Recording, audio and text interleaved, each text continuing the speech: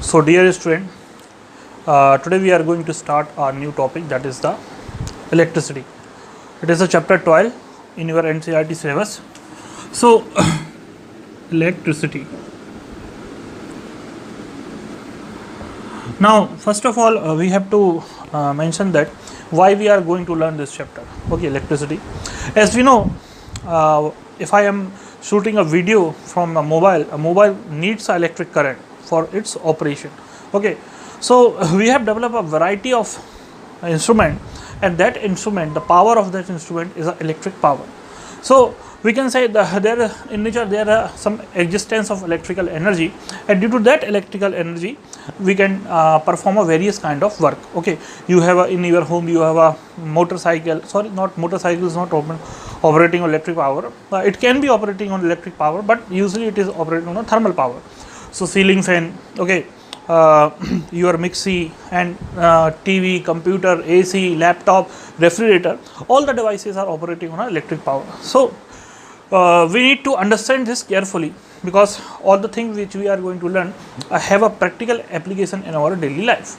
Now, so first term is what is electric charge. Okay, before going to current, electric charge, that is the first point we have to learn. What is electric charge? As you are coming from the 9th class, you have learned that electron carries a negative charge and proton carries a equal and opposite positive charge. This you have learned from your chapter on atoms and molecules. There you have learned that electron carries a kind of negative charge and proton carries a kind of positive charge. Now what is that charge? What do you mean by this charge? Okay, what is the definition for this charge? Okay, now it can be described on the basis of its nature. Okay, so whenever an electron is bring closer to another electron, whenever an electron, suppose electron is very small, we cannot hold it, but let's for the example, whenever an electron is bring closer to another electron, there is a force of repulsion acting between the electron and electron. Okay, there is a force of electric repulsion. Okay, now whenever an electron is bring closer to proton, okay, whenever electron is bring closer to proton, there is a force of attraction. Okay, there is a force of attraction happening between these two pair of particles, and there is a force of repulsion. Here the force of repulsion, here the force of attraction. Now charge, although we know that the negative and positive charge has a common value, that is known as the 1.6 into 10 raised to power minus 19 coulomb. Okay, coulomb is a unit in which we measure the charge. Coulomb is a unit in which we measure the charge. So both carry this amount. This is the magnitude, this magnitude of charge. But although they both carry this magnitude of charge, but their nature is very opposite. And negative charge causes a repulsion, positive charge causes a attraction, and positive charge causes also a repulsion. Okay, so charge we are going to define the charge on its property, that charge is something that cause a force of attraction or the force of repulsion on the charged particle, on the electrons and proton. So we are defining the charge as a property of the fundamental particles, because electron and proton, you know, they are the fundamental particles. So charge is a property of the fundamental particle by which we can attract and repel the other similar charged particles. So that's how we are going to define the charge on the basis of their property. Now the next time we are going to learn is the electric current. All of you or you have noticed that whenever there is a thunder, lightning, we see in the sky a beam of light has been come. Okay, so in nature such type of events occur in which there is a flow of charge, and in our practical application we have something called battery. Okay, battery has a positive and negative terminals, and if you connect this battery, okay, with a bulb, okay, now this battery, if you connect this battery with a bulb, as soon as the charge is going to flow,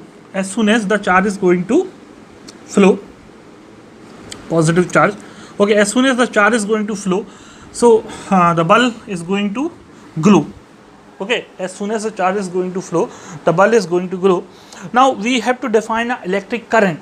Okay, whenever you know that in this arrangement, battery and bulb, there is a flow of electric current. But on what basis we are going to define electric current? Because electric current consists of a flow of charge there is a flow of charge, and this flow is taking place with respect to time. So electric current, two things electric current consists. It consists of flow of charge. Okay, next thing, it will flow according to some time. Okay, now more precisely I have to say that electric current can be defined as the net flow of charge through any area in a given time interval. So this is the area A. Okay, this is the area A, because charge is going flow across this area. So electric current can be defined as the net flow of charge through any area in a given time interval t. Okay, that is a very simple and short definition, that it is a flow of charge through any given area in a particular time interval t, or in a particular time interval. So there we can define an electric current. So the formula for it, I equal to, it is given by I equal to Q by T. Okay, where Q is the charge, where Q is the charge and T is the time. So charge is measured in coulomb, coulomb, and time is measured in second. And denoted by a capital C symbol and small s. They are denoted by a small s symbol that you have know. And Q is the charge. Charge is measured in coulomb and it is represented by a capital C. And time, you know that. Now here it is the flow of charge. It is the flow of charge through any area A in a given time interval t. So electric current is basically a flow of charge through any given area in a time interval t. Okay, now we measure in which unit? We measure the electric current in amperes. Okay, I equal to Q by T, and this term is known as a ampere.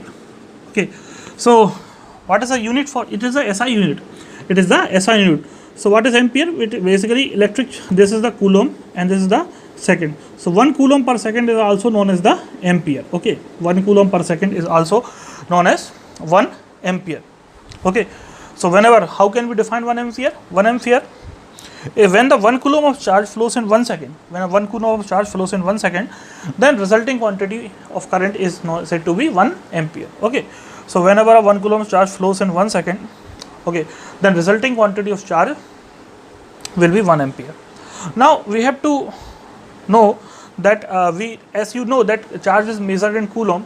Now there is a question, of course, that what do you mean by the 1 coulomb of charge? Means 1 coulomb of charge. What do you mean by the 1 coulomb of charge? So 1 coulomb. So we are not, because at the 10th class level we are not going to discuss the absolute definition of this, but we are discussing 1 coulomb in an indirect way. Indirect way means 1 coulomb is the charge. 1 coulomb is the charge as a charge carried by 6 into 10 raised to power 18 electrons. Means it is the same if I say my weight is equal to the weight of the 2 students. Okay, so that's how I am saying that 1 coulomb is the charge carried by the 6 into 10 raised to power 8 electron. Means whatever the charge carried by the 6 into 10 raised to power 8 electron, that charge will, if gathered together, they will constitute a 1 coulomb of charge. Now we have a instrument called ammeter. Okay, or we have an instrument called ammeter,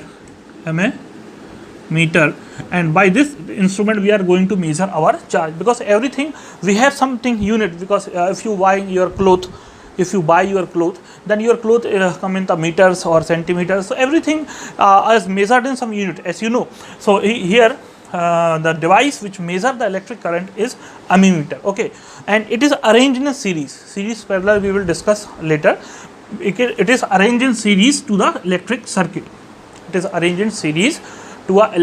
circuit. Now there is a new term come. What is electric circuit? Okay, so now to define an electric circuit, suppose this is a eveready cell, and you take a eveready cell. It's a higher potential is a lower potential, plus terminal, negative terminal, and if you connect this battery with a 2 conducting wire to a bulb, okay, the 2 conducting wire to a bulb. Now as soon as you connect this wire, the bulb will go. Okay, so this part is known as electric circuit. Electric circuit is a closed path. Here electric circuit is a closed path in which there is a flow of charge. Okay, electric circuit. Here the electrons are going to flow from this region to this region, again it will come to negative terminal, then again it will flow from positive to negative terminal. This process goes on, continues. So electric circuit basically it is a closed path in which the charges flow. So you connect this, compare this analogy to a tube. Okay, suppose we have a tube, okay, and this tube is run by a submersible pump. So, and suppose in this tube a water is filled, and the water pump apply a force on this water, and the water continuously going to flow into this closed circuit. In the same way, we have a electric circuit. So it is a basically it is a battery, okay, and in the same way battery apply some force, okay, that is why the electrons, the flow of charge is going to be placed in this circuit or in this path. So first important property of the electric circuit is it is a closed path, okay, and next thing, it is a closed path, that's why the electrons are going to flow in this circuit. So it is known as a electric circuit. Now we have to discuss, the next thing we are going to discuss is electric potential and potential difference. Okay, electric potential and potential difference. Now one thing I want to ask, that whenever as soon as you connect the battery to a two conducting wires, the charge is going to be flow and there is a generation of electric current, so the bulb will glow, that you all of you know. But there is a question, why the charge is being flow, means who is necessary and who is the reason, what is the reason for the flow of charge. So we can use this analogy. Suppose this is a pipe, okay, this is a pipe, and here there is a water reservoir, okay, here there is a water reservoir and here there is a water reservoir, okay, and this is the height from a ground, h1, and this is the h2. As all of you know, if you connect these two water reservoir with this pipe, the water is going to automatically flow from this pipe 1 to reservoir 1 to reservoir 2. Okay, water will automatically flow from reservoir 1 to reservoir 2. Can I ask why? Because at such situation the height, here the height is more, here the height is less, so here the pressure is more and here the pressure is less, and due to this difference of this difference of pressure, the water is going to be flow in this pipe automatically. You have to do nothing, you have to put here no pump, nothing is required, water will automatically flow. Why? Because here the electric pressure is more and here the not electric pressure, here the water pressure is more and here the water pressure is less, and due to the difference of this pressure, the water is going to be flow. The same thing is happening with the you can say battery. Okay, same thing is happening with the battery, suppose, but it cannot be represented like that. Okay, same thing is happening with the battery also. Okay, so we have to understand. So now this is a battery. Okay, now this is a battery, and if you connect this battery with two conducting wires, so this is an electric circuit I have drawn.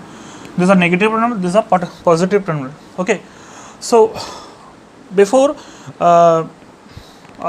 we are going to understand the electric potential difference, we have to understand this. Whenever you connect the battery to a conducting wire, the charge is going to be flow from here. This plus positive is high, is you can say high potential, and this negative is low potential. Okay, and we are going to learn the electric potential difference. So whenever you connect the battery, the charge is going to be flow, and if the charge is going to flow, means battery maintains a difference of some kind of electric pressure. Okay, it is not the actual definition. I am going to understand you that whenever a battery is connected between a two conducting wire, or whenever the wires are connected between the two terminals of the battery maintains automatically, it set up a arrangement in which one terminal become higher potential and another terminal become lower potential. Due to that this point is at high potential energy and this point is at low potential energy. And if you know that in the nature, whenever there is the existence of difference, here the difference of the energy, okay, difference of the potential energy. Okay, so here the difference of the potential energy exists, and due to that difference of potential energy, charge is going to flow in an electric circuit. So what happened actually, whenever suppose it is so it is, suppose at this terminal, the energy available for each coulomb charge is 10 joule. The energy available for 1 coulomb, each coulomb charge is 10 joule, and here the energy available for 1 coulomb of charge is 0 coulomb of charge. So here the energy available is 10 joule for each coulomb charge. Here the energy available is 0 coulomb for each coulomb of charge. Now here there is the existence of difference of energy for each coulomb of charge. Due to this difference, the charge is going to flow in the outer circuit. Okay, so charge is going to flow in this circuit. Okay, so whenever a charge starts its motion from this positive to negative terminal, here the charge loses all of energy. Again the battery will do some work on the charge. Will do some work on the charge, and as soon as the charge reaches here, it will again get more energy, or you can say again gets a 10 joule energy.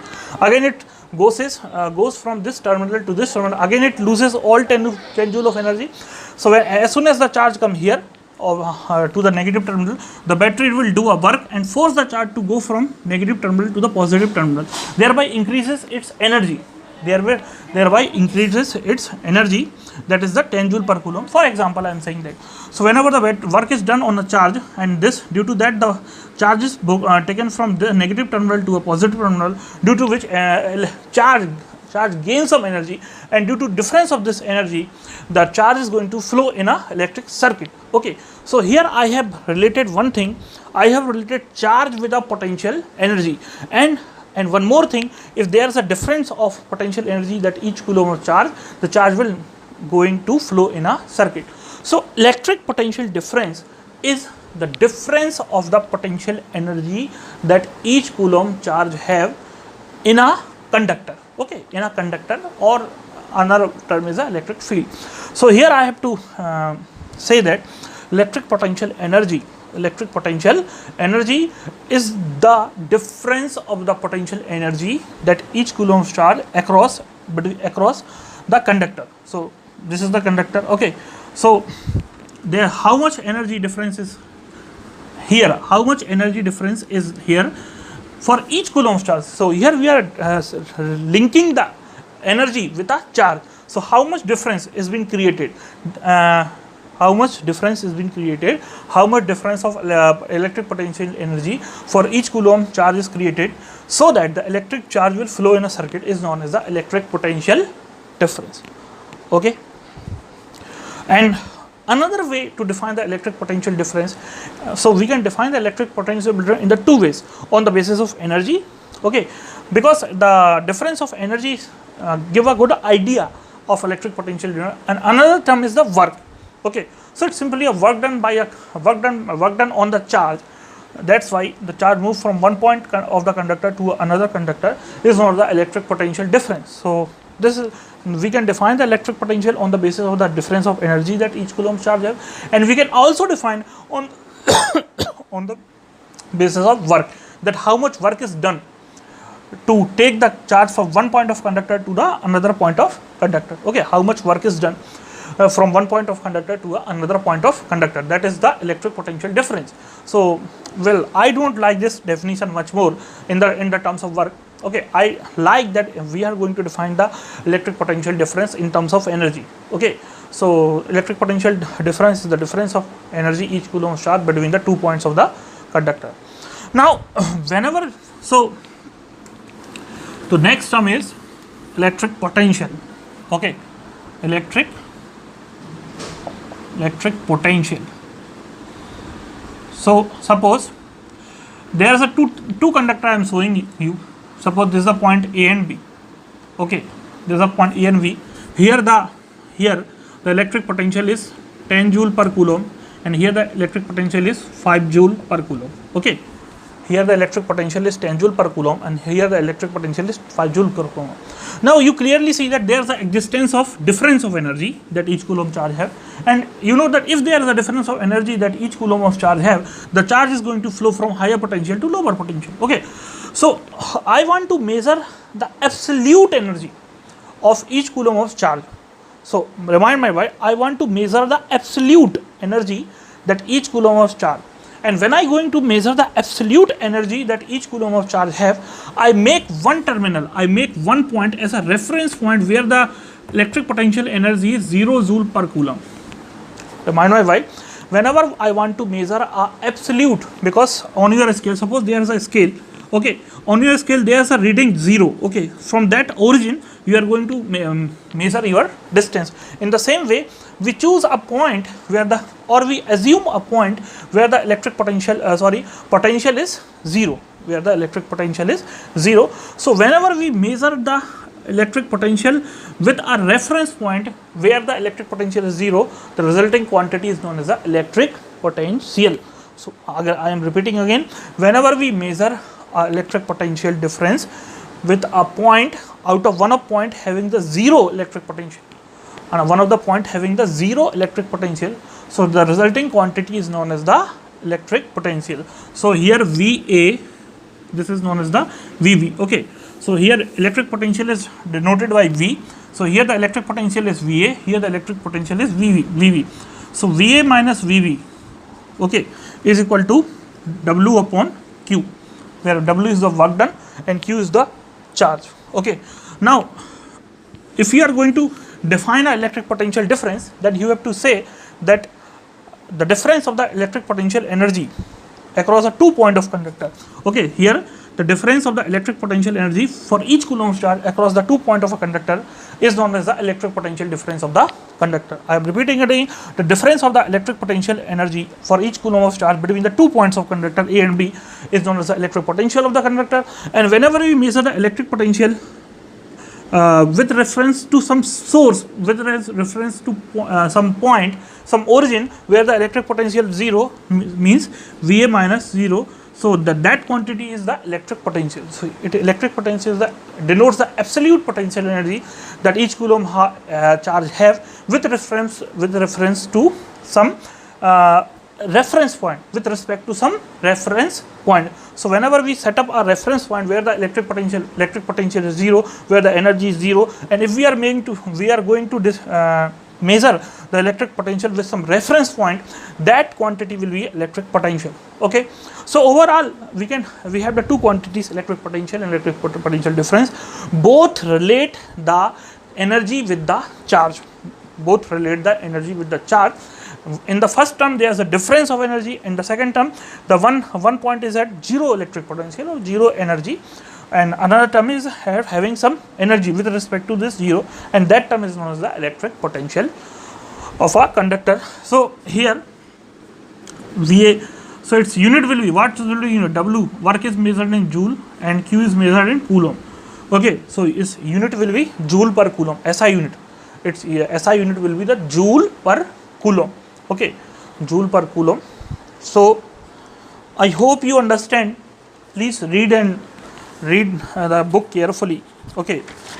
So next time we will discuss circuit diagram and Ohm's law.